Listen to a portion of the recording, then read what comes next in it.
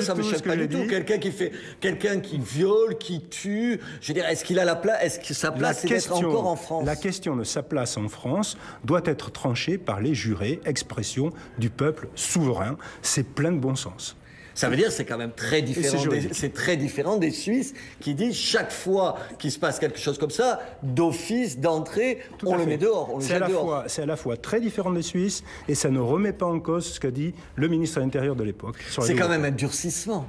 C'est une question supplémentaire. Encore une fois, je dis... Vous jouez sur les mots. Non, enfin, non. Ça durcit les choses, quand même. C'est pas un durcissement, c'est une évolution législative sur des peines complémentaires qui existent et qui existaient et qui ne sont pas remises en cause. Moi, je veux simplement que ça soit dit. Vous voulez que ce soit le peuple français, par le biais des jurés qui le disent, plutôt qu'une décision administrative. Il n'y a rien de plus démocratique que ça, plutôt qu'un arrêté d'expulsion pris par une autorité administrative. J'ai compris. Est-ce que, sous-entendu, il n'y a pas quand même l'idée que le jury populaire, il sera plus sévère que l'administration? Non, parce que c'est pas toujours le cas.